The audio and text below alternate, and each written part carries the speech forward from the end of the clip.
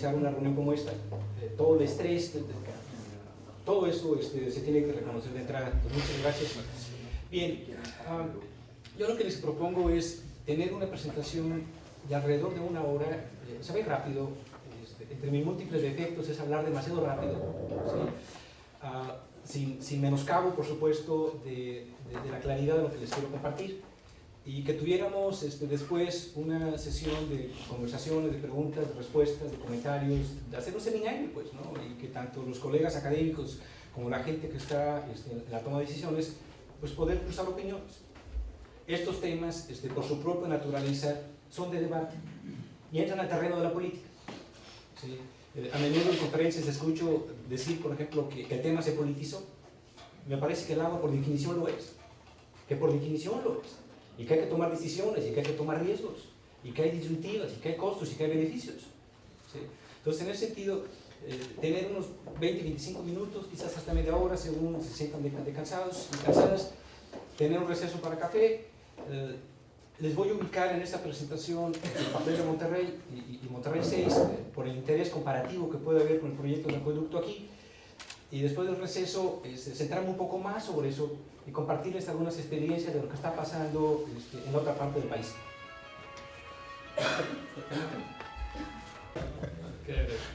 Bien, ya que les ubico en Monterrey, hay lecciones y experiencias muy interesantes y hay similitudes y claro, hay diferencias. Hay diferencias, geografía, por ejemplo. Pero hay muchas cosas de interés, ¿sí? Entonces, ese es el plan de vuelo que les quiero proponer. ¿Sí? Bien. Titulé deliberadamente el seminario Agua para. ¿Sí? Y no es gratuito ponerle el para en itálicas, ¿sí? Porque al final del día nos interesa el agua para el crecimiento y el desarrollo. Y ese debe ser el énfasis. No es el agua per se. Es lo que importa para una región que tiene la disponibilidad o no del recurso, ¿sí? Y eso puede ser toda la diferencia y puede permitir amalgamar intereses que en principio pudieran parecer que están encontrados, ¿sí? Es decir, si se requiere agua para la industria, se requiere agua para la agricultura, pero también se requiere agua para el ambiente. El agua finalmente es un usuario y a menudo se nos olvida eso, ¿sí?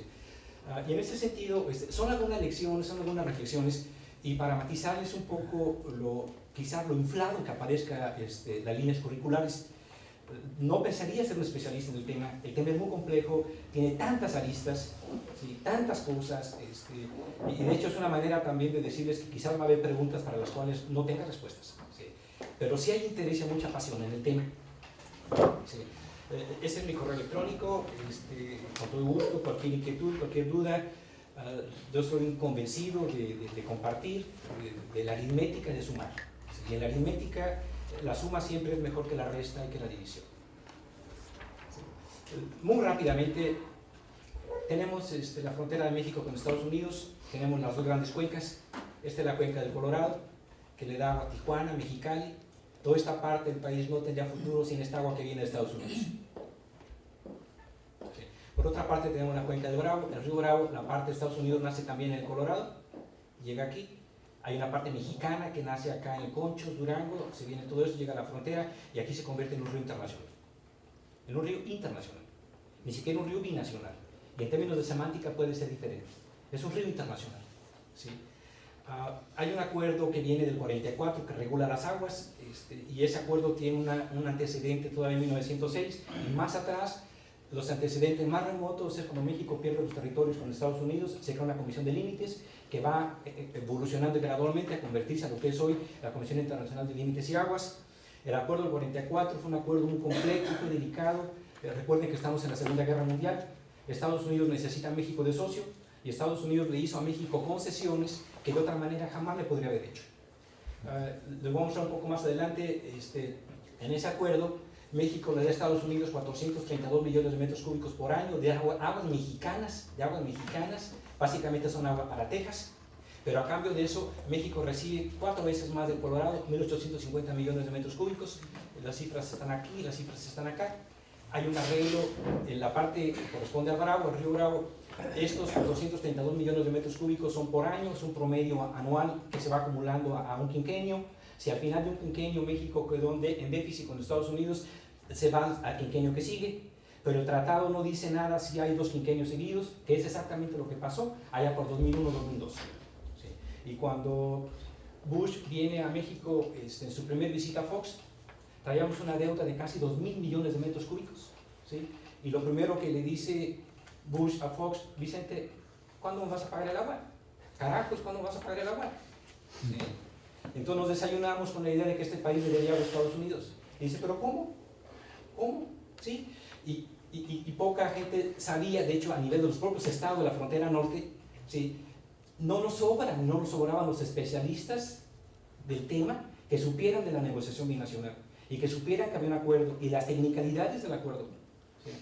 Hay un par de filminas, como unas 4 o 5 filminas que les muestro más adelante, como en 2001, febrero-marzo de 2001, no había un asunto más importante en la agenda binacional, ni siquiera migración, ni narcotráfico, ni drogas, ni giros negros, ni nada, que no hubiese sido la deuda de agua de México con Estados Unidos. ¿Sí? Les quiero mostrar, esta es la intención de mostrarles este mapa, es que yo les voy a hablar de esta parte de la cuenca baja. Pero la cuenca baja es complicada porque está arrastrando ya todo un sistema que viene desde acá, como se dice en la queja de los ingenieros de aguas arriba, tanto de Estados Unidos como de México. Y eso permite después ver cómo el senador de Tamaulipas se enoja con su homólogo de Chihuahua porque Chihuahua no deja escurrir el agua que Tamaulipas piensa que es suya. ¿Sí? Y porque se piensa que esa es una responsabilidad de Conagua, y en esos años Conagua era uno de los villanos de la película. Pero Conagua sí tiene, por supuesto que tiene que ver en la gestión binacional, pero el manejo diplomático pertenece a la Cancillería. Entonces la parte baja del río trae arrastrando a su vez toda una serie de conflictos tremendos. Hay una parte de aquí de la cuenca que esas aguas son aguas mexicanas 100%, esas no son parte del tratado. Pero en el marco de la sequía, por la que atravesó la parte baja de la cuenca, le tuvimos que pagar a los Estados Unidos de esas aguas que no están contempladas en el acuerdo. Políticamente es una medida correcta porque finalmente es agua que se va al mar, y el país tiene que saldar la deuda. ¿Sí? Pero siento un precedente de que en un futuro Estados Unidos presiona al país y a decir, como lo hizo, págame de donde sea. ¿Sí? Creo que es Peña Nieto, no creo. Arabella viene de una novela de un novelista inglés que se llama Thomas Hardy. Y Thomas Hardy tiene una novela que se llama Jude el Oscuro. Y Jude es un idealista que quiere entrar a la Universidad de Cambridge, imposible para él. Y en el camino conoce a Arabella. Arabella es una mujer muy pragmática. Entonces la relación de un soñador con una mujer que tiene los pies bien puestos en la tierra. Y por eso le pusimos a Arabella a nuestra hija. Bien. Déjame regresar al tema. Entonces, aquí se ve con un poquito más de detalle. Son las dos cuencas, pero aquí se ven ya las entregas. Esto que está aquí viene de la Convención de 1906. Esto es Juárez El Paso. ¿Sí? Hay un acuerdo para esto. Estos son los volúmenes que le entrega Estados Unidos a México. De hecho, el 20 de noviembre de este año se acaba de firmar el Acta 319, en la que se está reconociendo que la frontera norte de su conjunto va a tener menos agua. ¿Sí? El futuro que viene, uy, qué barbaridad. Déjenme apagarlo.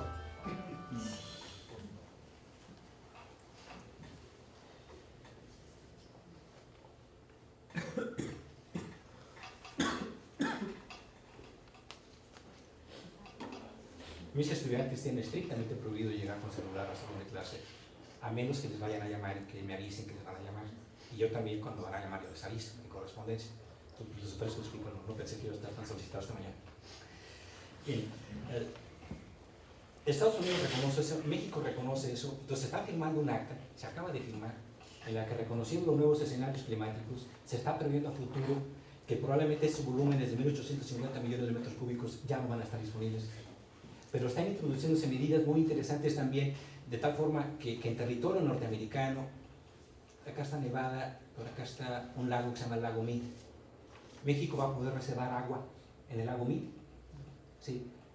Para futuro. El sismo que afectó a Mexicali dañó la infraestructura hidráulica, mediante la cual México recibe agua de Estados Unidos. Entonces es algo que íbamos a perder, que estamos perdiendo. Entonces Estados Unidos está almacenando esa agua para México en territorio norteamericano. Entonces, esto muestra una agenda binacional compleja, delicada, pero que en la temática del agua se puede avanzar. ¿Sí? No me quiero entretener mucho en esto porque no tenemos todo el espacio para ello, pero se los quiero comentar rápidamente. Perdón. Esta es la parte baja de la cuenca. ¿Sí? Acá está el Bravo. ¿Sí? Estos son las seis corrientes que están contempladas en el acuerdo para dar esa cantidad de agua a México. ¿sí? Cuando llegó la sequía, el país no pudo estar en condiciones de dar esos volúmenes, ¿sí? Y cuando tuvimos que actuar fue con prisa y fue por la presión política, porque parece que no somos capaces de hacer las cosas sin presión. ¿Sí? Este es un acercamiento más a la parte baja de la cuenca. Aquí se alcanza a ver Monterrey, este es Saltillo. Sí, aquí está una presa que se llama El Cuchillo, muy controversial también. Esta se construyó en el 94, se inauguró en el 94. Acá está una presa que se llama la Marta Regómez, este es un sistema de presas. Acá tenemos la presa La Amistad y aquí tenemos la presa Falcón. Esas son presas internacionales, operan como un sistema. ¿Sí? Tenemos aquí la zona de Texas. Esta parte es muy importante para el país. La importancia económica que tiene Monterrey es una importancia nacional. Y me parece que guardando las diferencias, un argumento similar se puede esgrimir para Hermosillo en términos de la importancia regional que tiene la ciudad y lo que implica para Hermosillo y todo el contexto regional no tener agua. ¿Sí? Ese es el caso, pero nítidamente el caso del área metropolitana de Monterrey. Muy brevemente les mostraré unas cifras de la importancia económica que tiene Monterrey para México, de tal forma que el argumento es, no se trata de un asunto nada más de carácter ni siquiera regional, acá está el resto del país. Estas son fotos de la presa La Amistad y Falcón, son presas internacionales, son presas que en el 2010, voy a mostrar algunas figuras adelante, se llenaron, y cuando esas presas se llenan, el ciclo quinquenal que pactó México con los Estados Unidos empieza de cero. Entonces, gracias a los huracanes, los problemas no se han agravado. Entonces, ha sido la política del huracán, más que la política del diseño de los humanos, lo que ha salvado realmente la relación binacional. Y en alguna medida me parece también que se refiere al terreno nacional. ¿Sí? Esto viene del documento de estadísticas del agua de México 2011 y se ve, esta es la parte del país, es una región seca, pues, o sea, desértica, semidesértica, ya lo sabemos, afectada también por inundaciones, sí, es decir, tenemos los dos caras de la moneda. ¿Sí? La parte baja de la cuenca, como se los expliqué, tiene un crecimiento poblacional muy alto y con una baja disponibilidad. Tiene altos grados de complejidad en esos términos, es física, va por la geografía, va por el clima. Si Monterrey tuviera el agua que tiene Tabasco, entonces no se tendría que traer el agua del Pánuco. Si tuviera la precipitación que tiene los estados que tienen lluvia, no tendría ese problema. Entonces su geografía está condicionando de entrada las cosas. ¿Sí? Y eso se los comento porque acaba de salir un libro muy interesante de dos autores que se llaman Asimov y Robinson. Y el libro se llama ¿Por qué fallan las naciones? Y el argumento del libro es que las naciones no prosperan porque tienen malas instituciones. Y sí, eso puede tener sentido. Pero en respuesta a ese libro, un economista, Jeffrey Sachs, sacó en el penúltimo número de Foreign Affairs un artículo muy interesante en el que pone el papel de la geografía. Es decir, la geografía cuenta y cuenta mucho. ¿Sí? Entonces, es exactamente lo que pasa en esta parte de la República. ¿Sí? Y el punto que aparece aquí es, ¿qué hacemos de estos espacios compartidos? ¿Hacemos de esos espacios un conflicto? ¿O le apostamos a la cooperación y a la negociación? Si la cuenca está sobreasignada, es un río sobreasignado, el programa está sobreasignado. ¿Qué quiere decir? Que tenemos más derechos que agua disponible. O sea, no hay más agua, pues. ¿Sí? Toda está comprometida, toda está asignada. Tenemos lo que en inglés se llama paper water, ¿sí? Agua de papel, derechos que no están encontrados realmente su correspondencia en la realidad. ¿Sí? Distritos sobredimensionados. Entonces, el río no tiene más agua. ¿Sí? Estos son los usuarios que tenemos aquí. ¿Sí? Y el énfasis aquí es en el ecosistema. Las dos fotos que le mostré de las presas internacionales, hay políticas para la operación de las presas, pero en esas políticas, hasta recién, es que se incorpora medio ambiente. Paradójicamente, siendo el medio ambiente un usuario también. ¿Sí? Y claro, hay una preocupación en la cuenca por la calidad, sin duda alguna. Esa es una foto de Felipe Nacher. Se la han encontrado varias veces, quizás alguna vez la han visto, pero pocas veces le dan el crédito, no se alcanza a ver aquí por la resolución.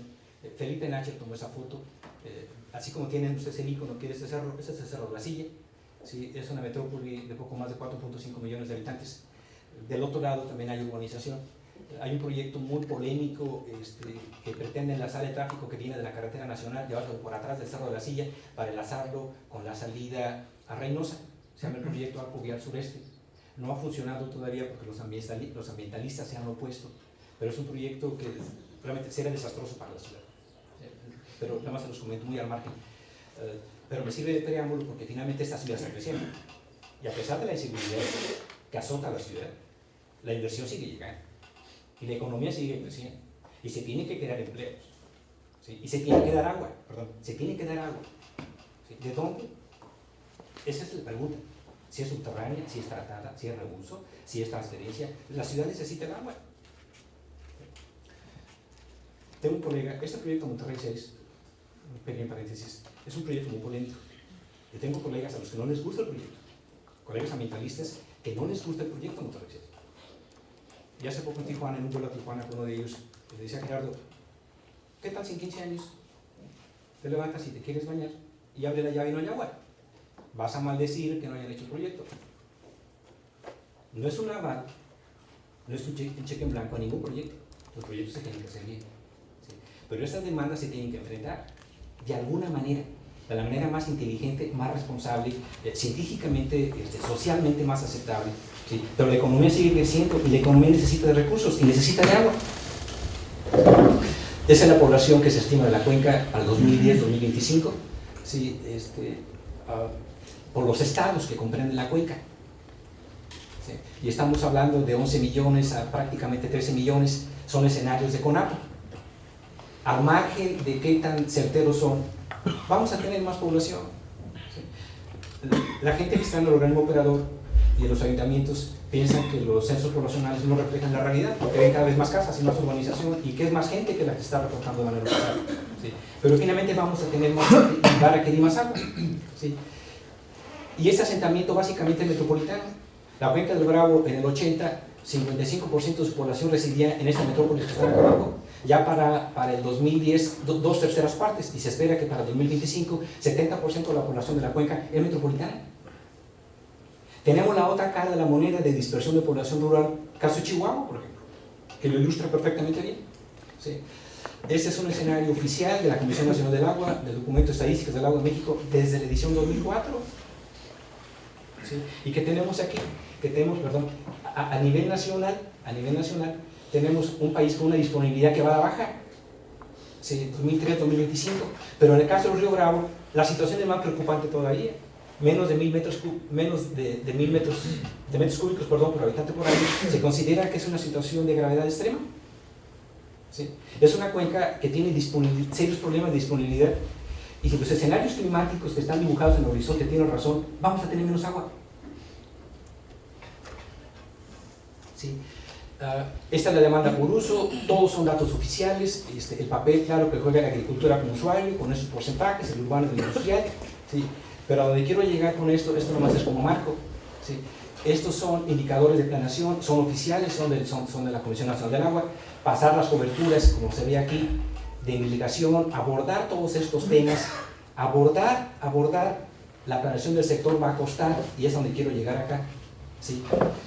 La cobertura de drenaje, la residual, el volumen de agua utilizado, la inversión, nos llega a más de 1000 millones de metros cúbicos por año para la cuenca. ¿Sí? Y ese dinero no lo tenemos. Sí, ese es el problema, ese dinero no lo tenemos. Entonces, es como un juego, pues, se convierte después como un círculo difícil de romper, porque si hablamos de sostenibilidad de la cuenca, pasa también por las finanzas, la sostenibilidad financiera, que dictamina y va a dictar muchas de las políticas. ¿Sí? Pasa por los dineros. ¿Sí? Y en ese sentido, ese es un estudio que hicimos en el 2009 para CONAGUA, para la presidencia, tratando de entender por qué, viendo la otra cara de la moneda, por qué habiendo dineros para proyectos, en el marco del Programa Nacional de Infraestructura, por qué habiendo dineros no hay proyectos. ¿Qué limitan los proyectos de agua? Estando los recursos disponibles, estando los subejercicios que hay. ¿Sí? Y lo que encontramos ahí, que el problema número uno que inhibe la infraestructura en agua tiene que ver con los derechos de paso, con los derechos de propiedad. Es una cuestión legal, es una cuestión jurídica, es una cuestión de contexto, es una cuestión regulatoria. ¿Sí? En lo personal, ahí me tocó hacer el análisis económico-financiero de lo que se invierte en agua en México. Y les puedo decir que es un laberinto, porque hay tantos fondos de tantas dependencias, y fondos estatales y fondos municipales, que al final del día solamente tenemos un estimado de lo que este país gasta en agua. ¿Sí? De un año a otro cambian los precios base, cambia el rubro, difícilmente le podemos seguir la pista. a saber bien a bien lo que estamos gastando en materia de agua. Lo que ven aquí en estas líneas, lo que ven aquí es, este es el presupuesto de la comisión en estos años, y estos son los ingresos en precios reales, en precios constantes para que sean comparables. Y aquí tenemos una brecha tremenda que se llena con recursos fiscales, ¿sí? Y claro, pues aquí, Nicolás, tú has trabajado mucho en la cuestión financiera de organismos operadores y las finanzas de los organismos, y muchos están quebrados. Los rescatamos en un FOBAPROA del agua que poca gente sabe. Pero sin abordar el origen y las causas de eso, llegan otra vez a situaciones de insolvencia. Entonces tiene que haber una reestructuración financiera del sector, necesariamente. ¿Sí? Estos, de las presas que les mostré antes, Amistad y Facón, presas internacionales, estos son los flujos que había del 90 al 2000. Esta línea amarilla tiene la capacidad útil de las dos presas, es alrededor de 8.000 millones de metros cúbicos. ¿Sí? Y aquí apenas se alcanza a ver, no se aprecia bien, pero viene esta línea que está aquí. Y vean los años que tenemos acá, estamos en 2099, ¿sí? Y le traemos desde el 90, 10 años, y ya se veía que estas presas internacionales que alimentan a toda la parte baja de la cuenca fronteriza de Tamaulipas tenían menos agua. La filmina que sigue se lo toma, esta está tomada tal cual del sitio gringo, del sitio norteamericano, de la Comisión Internacional de Límites y Aguas, es la capacidad útil, ¿sí? de estas presas. En rojo está la capacidad que le corresponde a Estados Unidos, en verde está de estas presas lo que le corresponde a México. Estamos aquí en julio del 2012 y vean las cifras que tenemos acá, vean los porcentajes, ¿sí? Vean los porcentajes. Esto se espera que va a ir a la baja, ¿sí? Entonces vamos a llegar a niveles seguramente que los que teníamos acá cuando estalló la crisis de la guerra. ¿Sí? Estamos ahorita más o menos como en el tercer año del nuevo ciclo, ¿sí? Y si esto continúa, México va a empezar a tener problemas otra vez para abonar esa deuda. ¿Saben qué es lo interesante? Aquí, por ejemplo, estamos en julio de 2010, ven estos picos. Esto que está aquí es el efecto del huracán Alex. El huracán Alex sacó tanta agua, tanta agua, que originó un conflicto con Estados Unidos porque toda esa agua llegó al Río Bravo. Y entonces, en julio de 2010, todos esos que vamos a ver aquí, son boletines de prensa. Esto es del 7 de julio, boletín de prensa de la Cancillería, 7 de julio de 2010, hasta terminar con 22 de octubre de 2010, tratando de manejar las presas con tanta agua. En el 2001, el Río Bravo se secó, no llegaba al Golfo. 10 años después teníamos demasiada agua y estamos entrando otra vez a un nuevo ciclo de sequía. ¿Sí? ¿Qué quiere decir aquí? Tener la mirada puesta todo el tiempo sobre las cosas, y ir a la historia y tener un contexto para eso. Lo que en un tiempo es un problema porque hay demasiada, en otro tiempo va a ser un problema porque no hay. ¿Sí? El agua y la cuenca lo ilustra bien. Tenemos problemas de inundaciones y problemas de sequía. Monterrey no se ha recuperado todavía del Alex. Estamos pagando todavía las secuelas y los estragos del huracán. Pero el huracán llenó las presas de la región también. ¿Sí? Y al final del día parece que los más pobres son los más afectados por los dos fenómenos. ¿Sí? Y entramos a ese ciclo, ¿sí? Que no es el ciclo hidrológico, pero más bien parece que es el ciclo hidrológico, porque hay pánico cuando no llueve, está la sequía, preocupación, llovió, ¿sí? Bueno, llovió y apatía, está la sequía, otra vez hay inquietud, cierta preocupación, y estamos en ese ciclo. Claro, algunos colegas que son muy cínicos dicen, no, es que ese es el ciclo lógico, así es como funcionamos.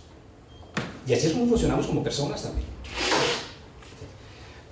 Me recuerdo una película francesa que se llama Separación, una película de Cineteca. En la película, la chica le dice al chico que se tiene que separar.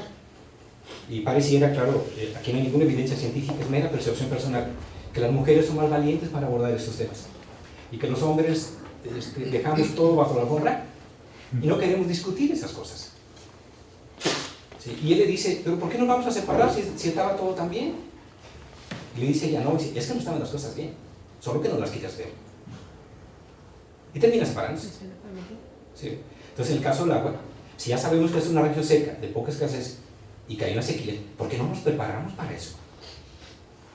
En el marco de la presión modernizamos el distrito de riego 005 en Delicia, Chihuahua, pero fue por la presión. Y fue para ahorrar agua y entregarlo a Estados Unidos. ¿Por qué no lo hacemos en tiempo de paz? Ese es un número especial de esta revista. Sí, tratando de entender los impactos de la sequía del 93 al 96 en la parte baja de la cuenca. Hace casi 20 años eso. ¿Y saben qué hicimos? Bien poquito. Y llega la sequía otra vez y toma prácticamente impreparada, ¿sí?, a las personas y a las instituciones. Fecha que no tenemos un plan de manejo de sequía binacional. Esta es el área metropolitana de Monterrey. Este es el distrito de riego 026, Tamaulipas, 2 estados, ¿sí?, enfrentados por la construcción de la presa del Cuchillo. El Cuchillo está en territorio de Nuevo León, pero detiene agua que fluía a este distrito. Con un acuerdo del 52, Salinas de Gortari es presidente, en 1994, presiona al gobernador de Tamaulipas para que acepte un acuerdo que yo, de gobernador, se los digo así tal cual, sin estar enterrando en la política, primero muerto que haber seguido el proyecto, de veras tal cual. Sí. Desventajoso para Tamaulipas en su oportunidad. Habría tenido que revivir, fíjense cómo se lo estoy expresando, habría tenido que revivir para decir, tenían razón, el Cuchillo se llenó. El Cuchillo tiene una capacidad de 1.123 millones de metros cúbicos, y cuando se construyó, se pensó en Tamaulipas que lo construyeron tan grande, pero tan grande, para que nunca le dieran agua. Pero ¿saben qué? Estábamos equivocados todos. La presa se llenó, y tan se llenó que gracias a ella, Tamaulipas ha tenido más agua que la que hubiera tenido en otras condiciones, porque ha permitido almacenar agua, ¿sí?, que después se ha dosificado y se ha suministrado.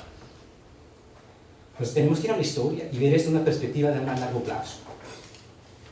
¿Sí? Claro, en la valoración, y eso imagino que puede ser interesante para este trabajo, lo que pasa en esta parte del país con el proyecto del acueducto, en la valoración, Monterrey dice, pues ¿qué tienen que hacer estos pobres agricultores contra casi 4 millones de habitantes acá?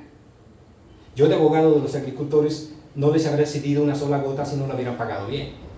Y pagada no en términos nada más de lo que es la cosecha, sino pagada en términos de lo que vale el agua para la agricultura. ¿Sí? En un futuro, estas transferencias se tienen que hacer y se van a dar. El asunto es hacerlas de manera ordenada, de manera responsable. ¿Sí? Eso estaba en los periódicos, estoy hablando del 96, 97. ¿Sí? Con pistolitas, los caricaturistas se dieron bueno. Está la presa del Cuchillo, está un gobernador que se llama Sócrates Rizo, y está su contraparte en Tamaulipas, Cavazos Lerma, aventándole cuchillitos, tiro al blanco. ¿Sí? Le costó la renuncia al gobernador de Nuevo León y al director del organismo de agua y drenaje. ¿Sí? Sin embargo, esto es del 96 al 2005. Los trasvasos que se dieron de Nuevo León a Marta R. Gómez, ¿sí?, y en este periodo del 96 al 2005 le dieron 16 veces más agua que la que originalmente se pactó cuando se construyó la presa. O sea, al final del día, el distrito de riego ganó con la construcción de la presa. ¿Sí? Los datos recientes, tengo aquí los datos recientes, en julio del 2010 transfirieron más de 2.000 millones de metros cúbicos. De hecho, el problema para esta presa en Tamaulipas decía, ya no me manden más agua porque ya no la puedo almacenar. ¿Sí? Este es un comunicado de octubre 16 de 2005, ¿sí?, del propio gobernador de Tamaulipas, reconociendo eso. ¿Sí? Y entramos aquí a lo binacional. Estamos en 2001. Bush es de Texas, y previamente a pasar por México pasó por Texas. Y Rick Perry le dice, tenemos una deuda tremenda con México, no nos paga el agua. Y la deuda que México tiene con Estados Unidos, o el compromiso con Estados Unidos, básicamente es con Texas.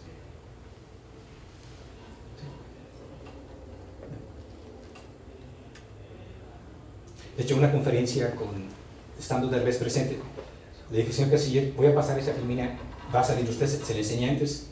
Claro, me contó ya intimidades de Condoleezza Rice, que no les voy a decir aquí. Ese es el financiero. Vean la prensa, de veras. Eso estaba en los periódicos, dominando la agenda binacional. Este es de Los Angeles Times. De si es posible la cooperación. ¿Sí? ¿Qué lecciones tuvimos de eso de los 90s sobre ese conflicto? ¿Sí? Se hizo la minuta 307 de marzo 16. Fíjense, 16 de febrero 2001. ¿Sí? A los pocos días se firmó esa minuta. ¿Sí? Estos conflictos se fueron a la agenda binacional como no estaban antes, y el conflicto cuando va a los medios, y seguramente aquí lo han visto, ya que el conflicto está en los medios, el espacio para la desinformación y la comunicación y las posturas sesgadas es ideal para eso. Es ideal para eso. Sí. A raíz de ello, se decidió hacer una minuta 308.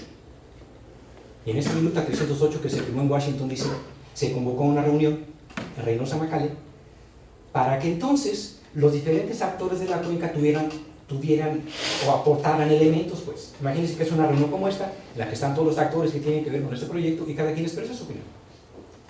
Esta reunión, sin embargo, cuando uno ve la agenda y los asuntos, en esos 4 asuntos, infortunadamente fue la típica reunión. Es un poco al revés de lo que le comentaba ahorita con los funcionarios de Conagua, y el gusto que me da que hay funcionarios de la comisión. Pero en ese tipo de reuniones es un poco la otra cara de la moneda. Están los funcionarios, dan sus discursos, dan sus presentaciones, y ya no hay espacio para que los agricultores opinen. En el 2006, quien es ahora, hasta ahorita todavía el director del INTA, el doctor Martínez, me dice: oye, ¿por qué no hacemos una reunión en el entomológico? Gracias. Perdón. Así como esta, sin público, sin prensa, donde entonces esté Conagua, esté la Cancillería, estén los estados, estén los agricultores, estén las ciudades, para ver en qué sí nos podemos poner de acuerdo. Con tantos intereses, con tantos conflictos, los estados enfrentados, los usos y los usuarios enfrentados, ¿sí? ¿En qué sí podemos avanzar? ¿Sí? Empezando por la información, porque en términos de información tenemos las dos caras de la moneda. Sí, hay información que nos gustaría tener, pero también hay información que nos falta tiempo para analizar.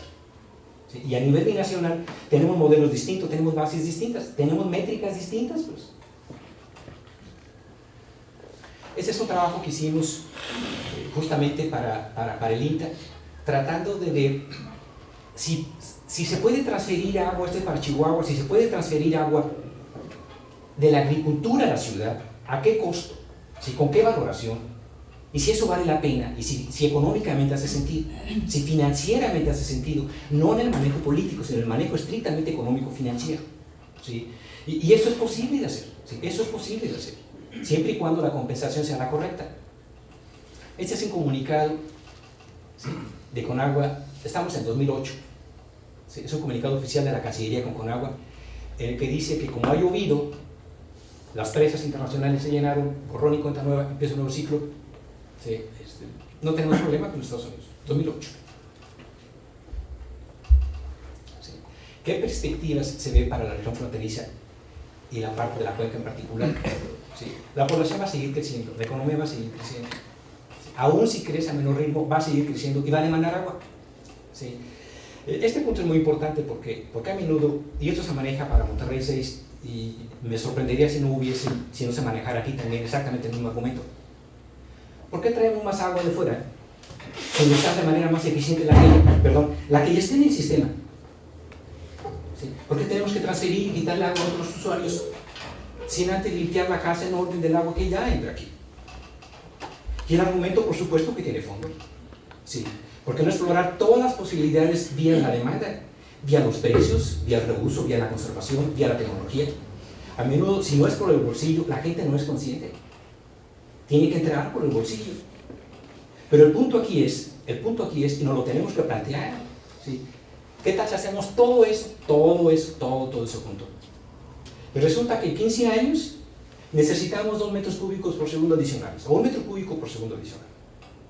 Y si no hicimos el proyecto que lo tenemos que haber hecho en el tiempo T-10 o T-15, vamos a estar en un problema en el futuro. ¿Sí? Quizás lo que hace falta, y yo eso lo he conversado varias veces con el organismo de Monterrey, es una estrategia de comunicación muy profesional, donde se vea año con año cómo va la oferta y la demanda juntos, con los mejores esfuerzos para optimizar el agua que ya entra al sistema. De otra manera, lo dejé en la maleta, pero les iba a mostrar el periódico del día de hoy. Salen las finanzas de agua y drenaje. Agua y drenaje debe, adelantando un poquito al futuro, debe como 5.500 millones de pesos de deuda. De esos, como 4.800 es deuda de largo plazo, que se vence en 2027-2028. Y hay como unos 800 millones que es deuda de corto plazo. Pero el Estado le debe dinero, los ayuntamientos le deben dinero, ¿sí? Y mucho. cuentas por cobrar de los propios aparatos del Estado.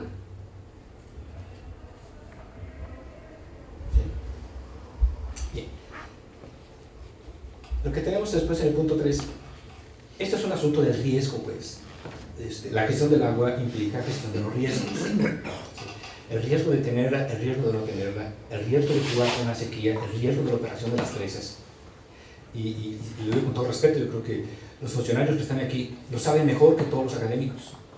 La cuestión del riesgo que tienen que enfrentar todos los días con su toma de decisiones. ¿Sí? El riesgo de ceder ante una presión de una colonia popular, de un diputado que habla por teléfono, ¿sí?, al organismo operador para decir que les abran la llave pública, ¿sí?, a pesar de que tienen deudas y deudas y deudas. El riesgo de hacer eso o de no hacerlo. ¿Sí? El riesgo de un gobernador, ha pasado en Nuevo León, lo vamos a hacer un poco después, de no aumentar la tarifa, pues porque no quiere enfrentar el costo de aumentar la tarifa. Que lo que pasa es que está desfasando y haciendo más grande la brecha de los ingresos con los ingresos, y esa factura finalmente se tendrá que pagar. ¿Sí? El punto número 4, es lo que les comentaba, pareciera que si no hay una crisis, no trabajamos, y que las decisiones son vía crisis. Y eso tiene, desde hecho de la propia teoría, eso tiene dos lecturas. Hay gente que piensa que eso es bueno. ¿Sí? Es la terapia del shock, que eso es bueno, que no está negativo, porque gracias a eso es que la gente se pone a trabajar. ¿Sí? Y la otra postura, por supuesto, piensa que eso es negativo y que se le pierde al seguir ese enfoque. Bien. Si tenemos un recurso compartido, bien sea a nivel binacional, a nivel internacional, fronterizo, transfronterizo, son las opciones que le estaba comentando. ¿Hay un conflicto o hay una cooperación? ¿Cuáles son los alcances y las limitaciones de eso? Y esto es justamente lo que les estaba comentando. Y aquí, esto viene de semántica. ¿Sí? La palabra rival proviene del latín rivalis. Y rivalis originalmente quiere decir usando el mismo río, ribus. ¿Qué quiere decir? Que por definición, ¿sí?, usar un recurso compartido, ¿sí?, entra al espacio de la cooperación y del conflicto, y que le toca a los usuarios la acción que deban decidir. ¿Sí? Ese es el punto que está aquí abajo. ¿Sí? Si nos vamos a ir, ¿sí?, a la rivalidad como el nombre del juego, ¿sí?, o si le ponemos un diseño inteligente a compartir, pues, un recurso que lo estamos compartiendo. ¿Sí? Luego en clase los alumnos luego preguntan, ¿y cómo es un diseño inteligente? Eso ya no estoy obligado a contestarles. ¿Sí? Esto acaba de pasar. ¿Sí? Esta cumbre tuvo lugar el 27 y 28 de septiembre de 2012 en Juárez El Paso. ¿Sí? Con ese título, platicando con el comisionado mexicano, les comentaba que el título era así, tan ambicioso: pasado, presente, futuro, y falta más ponerle en billón y todo lo que sigue. ¿Sí? ¿Cuál es el propósito de esta reunión? Compartir información. Y este punto es muy importante, porque aunque no lo parezca, ¿sí?, hay avenidas de oportunidad tremendas para compartir información. Cuando salió esta primera invitación con Nicolás, que conversábamos eso, Nicolás, incluso académicamente hay áreas de oportunidad para hacer trabajo conjunto. ¿Sí? Se hicieron estos 4 grupos de trabajo, oferta de agua, y aquí yo me permití ponerles de la agenda de esta reunión, ¿sí?, el énfasis en la conservación, en el reuso, en desalar, en buscar estrategias alternativas, y esto está en negritas, porque finalmente al margen de cómo venga el futuro, ¿sí?, y pensando de hecho en los escenarios peores, tenemos que conservar de mejor manera el agua. Se tiene que ser más eficiente con el uso del agua. ¿Sí?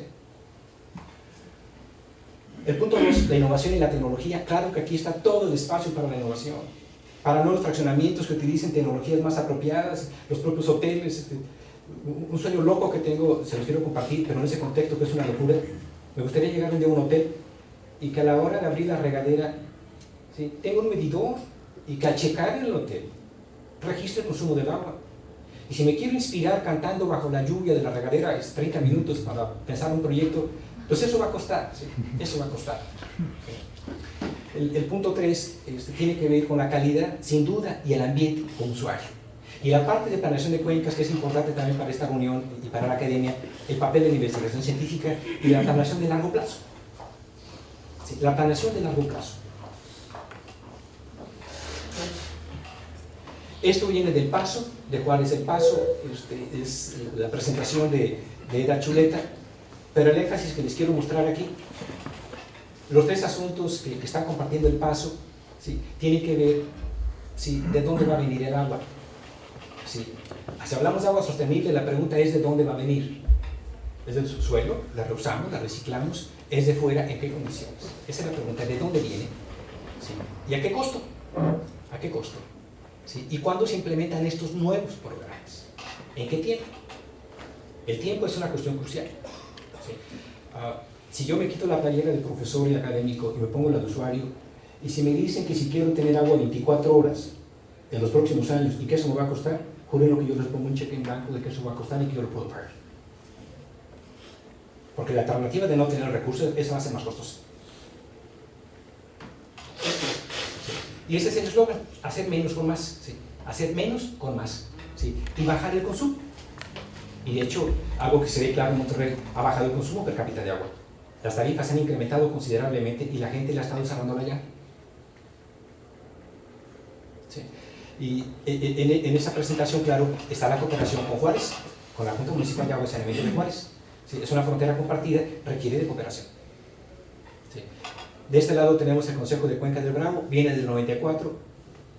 Apenas estamos poniéndonos de acuerdo en un modelo para la parte mexicana, ¿sí?, un modelo que pueda reflejar cómo funciona la cuenca.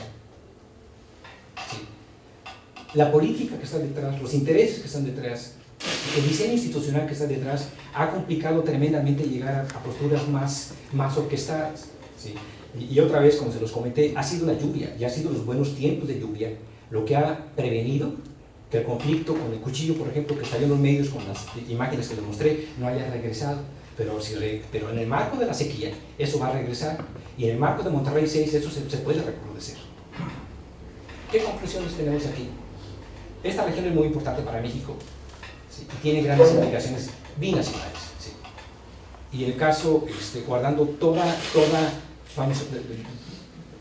el contexto que puede ser diferente, para el caso de Hermosillo y su acueducto, el contexto regional que tiene esta ciudad. ¿Sí? ¿Cómo se quiere posicionar frente a México? Yo de fuera siempre pensé que Hermosillo era un centro regional de primer orden. ¿Sí? El punto número 2 es la seguridad del agua. ¿Sí? Lo que en inglés se llama water security, como una ventaja comparativa. Atraer una empresa de entrada presupone que va a haber agua. ¿Sí? No son infrecuentes los casos de empresas que han saltado ciertas localizaciones porque saben que tienen problemas de agua. El Bajo Río Bravo es vulnerable a los dos fenómenos, a sequías, inundaciones, y tenemos que aprender de los dos. Cuando llegó el Alex, va a Calderón a Monterrey en la primera visita, y del aeropuerto al centro de la ciudad hay marcas que dicen: aquí construyó el gobierno federal, en otras partes aquí construyó el gobierno estatal. Y uno dice: ¿qué les pasa? Sí. El punto 3, esta cuestión de la complacencia y confiar en que va a llover y confiar en la naturaleza puede ser una estrategia que quizá no sea la más inteligente. Y el último punto que aparece aquí, sí, la región depende de fuentes subterráneas y superficiales, sí, y de usos que están comprometidos, y sí, hay que atacar la demanda, sin duda alguna, sin duda alguna, sí, sin duda alguna, sí, y ver al ambiente con más seriedad. Sí.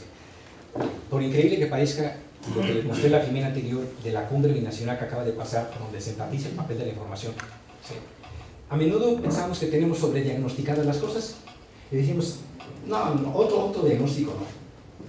Pero en realidad hay cosas que nos faltan por saber, pero de una manera más comprensiva. Y más comprensiva quiere decir, entonces, ver los usuarios aguas arriba y aguas abajo. Ver lo superficial con lo subterráneo. Ver los intereses de la ciudad con los intereses del campo. Ver las necesidades de la economía con las necesidades del ambiente. Y ver las implicaciones de corto y largo plazo. Y visto desde esta perspectiva, ya no es tan sencillo. ¿Sí? Dos cosas más aquí. El papel de la negociación informal. ¿Sí? Orientado a un juego cooperativo de ganar-ganar.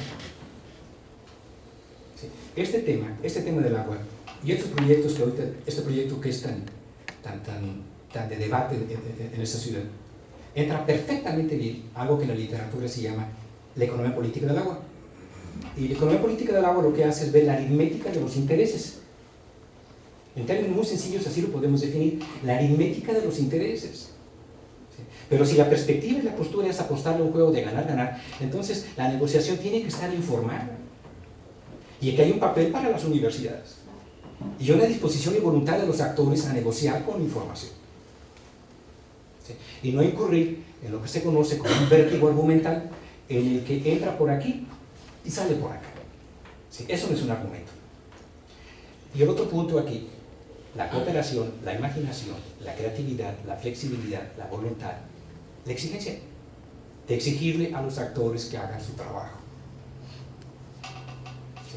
¿Cómo hacemos eso? Eso está también más complicado. Si me preguntan sobre eso, eso está mucho más complicado, pero parece que son requisitos indispensables. De imaginarse cosas, de ser creativos, de ser flexibles. Esto que aparece aquí, ya cerca de terminar, esto viene de un ambientalista, economista ambiental, cuando se habla de lo sustentable. Y de pronto, de hecho, semánticamente sustentable es incorrecto, lo más apropiado es hablar de sostenible. Y si sienta la semántica, cuando hablamos de desarrollo sostenido, puede ser hasta incorrecto, porque sostenido es colgar algo y se quedó ahí. ¿Sí? El término se ha abusado de él. Entonces, si hablamos de sostenibilidad de los recursos hídricos y su gestión, eso pasa por el debate y la discusión de la sostenibilidad, a grado tal de que no significa absolutamente nada. En el propio campus, yo varias veces comentando con las autoridades, tenía un edificio que se llama Edificio de Desarrollo Sostenible, y lo pintaban de verde una y otra vez. Parecía que el reto era encontrar el tono correcto de verde. ¿Sí? Y lo hacemos verde y es sostenible. ¿Sí? Pero aquí hay una paradoja que le afecta al trabajo que hacemos los académicos y a los tomadores de decisiones. Cuando ya entendimos algo, cuando ya estábamos entendiendo cómo estaba la sequía, llovió y el problema fue de la inundación. Entonces la pregunta de la investigación cambió de cuadrante, se movió de lugar. ¿Sí? Es exactamente lo que aparece aquí, se movió de lugar. Y con eso, si me permiten un segundo, déjenme cambiar de aquí para mostrárselos con una gráfica que está en 5 dimensiones. Y la idea aquí es que entender esta problemática binacional, pero aún si la trasladamos a un contexto subnacional como este, por lo menos necesitamos de 5 dimensiones. La primera es el eje de las 10, donde está el espacio. Y hay asuntos que van de lo estrictamente internacional a lo local. Sí, asuntos que son muy domésticos, que no tienen nada que ver con la agenda internacional. Y tenemos el espacio de las X para poner el tiempo. Y tenemos ya 2 dimensiones. Pero está también el asunto de la urgencia y la relevancia de los asuntos, qué tan urgentes son, qué tan importantes son. Y aquí me parece que más que los profesores en la academia, los funcionarios saben perfectamente bien distinguir lo que es urgente de lo que es prioritario acá. ¿Sí? Cuando un director o organismo operador, la lideresa está con 300 familias amenazando con incendiar el edificio, si no les condonan los residuos de agua, se los va a tener que condonar. ¿Sí?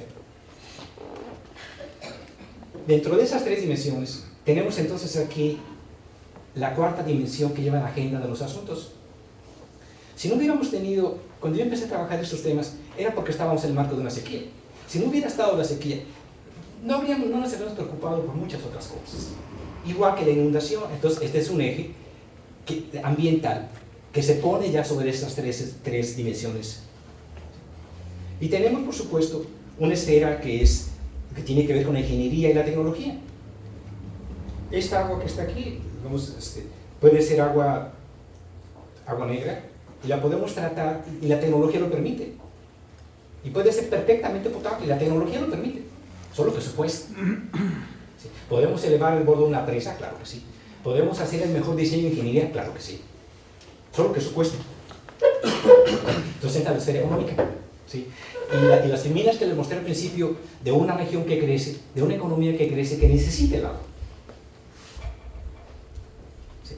Y tenemos una esfera que tiene que ver con la política, por supuesto. El tema es político por definición. Y una 5ª esfera tiene que ver con las instituciones, con el arreglo institucional. ¿Sí? Y estas esferas, ¿sí?, se mueven en todas las direcciones según las fuerzas de la sociedad. en diferentes rumbos. ¿Sí? Y la quinta dimensión, todas estas esferas son la cuarta, que está abreviada, porque esta parte institucional la podemos abrir a una agenda propia. Y entonces resulta que en el marco institucional tenemos instituciones, leyes y programas que tienen que ver con agua superficial y otros que tienen que ver con agua subterránea.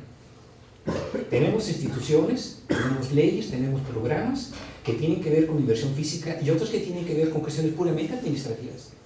Cada esfera la podemos desagregar y en conjunto representan la cuarta dimensión, y la quinta dimensión es lo que permite que el sistema esté junto en un tiempo t dado. Es como una foto. Pero eso que esté junto tiene que ver con asuntos de las competencias. Es decir, ponemos a gente competente en las instituciones correspondientes o ponemos a los compadres y a los amigos. Nos llenamos un gabinete de amigos o nos llenamos un gabinete de profesionales para manejar el agua. ¿Sí? La responsabilidad que hay al abordar estos temas. La moral, es un tema de moral. Cuando una empresa arroja a los drenajes sin ningún tratamiento las aguas, esa es una cuestión de inmoralidad. Y aparte usa la infraestructura de la ciudad para la cual no pagan ni un centavo. ¿Sí? O grandes potentados que tienen sus pozos en sus casas para los cuales no pagan un peso al organismo operador. ¿Sí? O aceptar una posición para la cual no se tienen las tablas y la capacidad de experiencia. Ese es un asunto de moral. Tiene que ver con las iniciativas sociales. Esta interfase, por supuesto, que refleja intereses, refleja conflictos, refleja la cultura. Refleja la cultura. ¿Sí? Por fortuna, en el caso de Monterrey, cuando vamos ahorita a lo de Monterrey 6, es un proyecto que se puede autofinanciar. Claro, la ciudad quiere conseguir la mayor cantidad de recursos federales que pueda. Pero es una ciudad con alto poder adquisitivo, con una cultura de pago, con cobranzas cercanas al 100%. Es una cultura, pues. En otra cultura que piensa que el agua es gratuita y que tiene derecho a ella sin pagar un peso, es una cuestión cultural que no se puede desestimar. ¿Sí? La historia cuenta, pero muchísimo. Si hay un mensaje que quisiera transmitir de esta charla de esta mañana, es mirar al pasado como aprendizaje. ¿Sí? Hay factores personales. Comentaba con Nicolás, decía Nicolás, ¿por qué no hacemos un trabajo teórico que entre a ver cómo lo fortuito tiene que ver tanto con la gestión de los recursos? Quizás algunos recuerden, teníamos el primer gobernador panista de Nuevo León, se llama Fernando Canales, claro, de las familias más acaudaladas de la ciudad. Lo acabo de entrevistar hace un par de meses para un proyecto que estoy haciendo, en el que estoy entrevistando a los gobernadores y ver su gestión en materia de agua. Cuando Canales lo mandan llamar Fox para ser secretario de Economía, le sucede a Fernando Elizondo, que era su tesorero, panista también. ¿Sí? Pero para entonces Fernando Elizondo reemplazó a quien era el director de agua y drenaje, porque estaba ya muy desgastado en los medios, le habían tocado conflictos muy delicados. ¿Sí? Y lo reemplazó. Y el reemplazo venía de la iniciativa privada, era el director de la Cámara de Industriales, y trajo con él una cultura organizacional que ahora está rindiendo frutos en agua y drenaje, de ponerle más evaluación y control y más administración, de automatizar los procesos, recibos más a este siglo, pues más a estos años. Entonces la pregunta aquí es, si Fox no le pide a Canales que se vaya con él como secretario de Economía, y no llega Elizondo, y no se va Jesús Hinojosa, que es director de drenaje, y no llega Fernando Villarreal Palomo, el nuevo director, quizás todos estos cambios no se habrían generado. ¿Sí? ¿Cómo medimos eso? ¿Cómo programamos eso? ¿Cómo modelamos eso? Entonces el agua está llena de temas que tienen que ver con lo personal, con la suerte, con la mala suerte, con la buena suerte. ¿Sí? Y la suerte es fundamental. Creo que como personas todos tenemos aquí cosas que contar que tienen que ver con la suerte, de coincidir o no en una reunión. ¿Sí? Esto que les quiero comentar es estrictamente personal. Cuando yo ingresé en la carrera de Morelia, todo un muchacho provinciano, 21 años, me tocó la gran fortuna de coincidir en una cena en el Palacio de Minería con Fernando González Villarreal. Me tocó en la mesa. ¿Sí? Era una cena, no se los pido que lo tomen como presunción, se los digo aparte porque es mi trabajo y lo tomé con mucha pasión, de ser de los mejores promedios de la facultad, del mejor promedio de la facultad. Entonces había una reunión nacional con los mejores promedios, con una beca de CONACYT asegurada. Y yo me vine a Francia a estudiar hidrología, fascinado con la hidrología. Tenía una beca ya para estudiar francés en Ciudad de México, 6 meses en Ciudad de México y 6 meses en Francia. Y en esa cena me cambió toda la vida, porque el doctor González me dice, ¿y usted está seguro que quiere estudiar hidrología? Le dije, pues sí. Dice, ¿por qué no se queda a trabajar con nosotros un par de años? Yo escribo a CONACYT que se va a quedar a trabajar, toma experiencia, y a los 2 años se va, y aparte se va con una beca de la comisión. Fueron noches de insomnio, de estar pensando. Dejé Morelia, me fui a la Ciudad de México, aposté a que sí, a que me quedaba. Al principio me arrepentí, me espantó la ciudad. Chico provinciano, en una ciudad chiquita, llegar a la gran capital me asustó. Y pensé en que estaría en Francia. Y estaba en el DF, con toda la cultura chilanga, entre comillas. Sí. Pero ¿saben qué? Gracias a eso me cambió la vida, porque en lugar de ir a Francia, me fui a Inglaterra, a la Escuela de Economía de Londres, con 2 becas y con experiencia profesional, y estudiar economía. Y fue una maravilla juntar ingeniería con economía. Es estrictamente personal, pero yo dudaría que si empezáramos con Nicolás hasta termináramos, de este lado, no hubiera cuestiones que tienen que ver con la suerte y la mala suerte. ¿Sí? Y en ese sentido, aprovechando el autoritarismo que implica dar una charla como esta, no les voy a pedir permiso para contarles un cuento de 1 minuto que tiene que ver con la buena suerte. Es un cuento de niños, ¿sí? Y en el cuento hay un padrino de la buena suerte, ¿sí? Y le tocó a un chico, y el chico está enamorado de la chica más bonita del pueblo, ¿sí? Pero el padrino de la fortuna tiene otro ahijado, y este ahijado es el que se va a casar con esta chica, ¿sí? De tal forma que el ahijado que cobija la buena suerte le dice a mi padrino, la verdad no te quiero el padrino, mejor vamos a cambiar. Ese está bien, y cambian. Y cuando este chico que cambió se va a casar con la chica más bonita del pueblo, pasa por un puente, le cae un ladrillo en la cabeza y se murió. Entonces la moraleja del cuento es que es mejor tener buena suerte que tener buena fortuna. Bien, déjenme seguir. Aquí hay cuestiones personales, como les expliqué, hay cuestiones de eventos fortuitos que también les expliqué, está la cooperación, está la flexibilidad, está la creatividad, está la voluntad, y aquí en la voluntad le tendría que agregar esta cuestión de la obligación, porque a menudo cuando hablamos de que tiene que haber voluntad política para hacer algo, eso lo tendríamos que cambiar, tendría que haber también la obligación política de hacer algo, porque es el trabajo de los funcionarios también, ¿sí? Cuando le pedimos a un taxista que nos lleve a un lugar, es su trabajo llevarnos, ¿sí? A ningún profesor le tiene que dar un aplauso porque fue a dar una clase, es su obligación dar la clase, ¿sí? Y darla bien, ¿sí? Todas estas fuerzas que les comenté, todo esto son fuerzas sociales, ¿sí? Todos los intereses que se mueven aquí, mueven todos estos círculos en diferentes direcciones. Pero cuando ya entendimos cómo funciona este sistema, en el espíritu de la frase anterior, la pregunta ya cambió. El problema ya no es la sequía, el problema ahora es la inundación. O coexiste la inundación con la sequía a la vez. Y hay que estudiar el sistema otra vez. Es como una foto.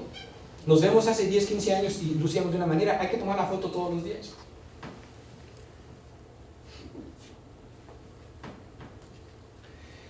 Nicolás, yo la dejo ahí para que vamos a intercambiar impresiones y claro, no solamente conmigo, a mí me parece, como les expresé, muy afortunado que existan académicos y que estén profesionales aquí.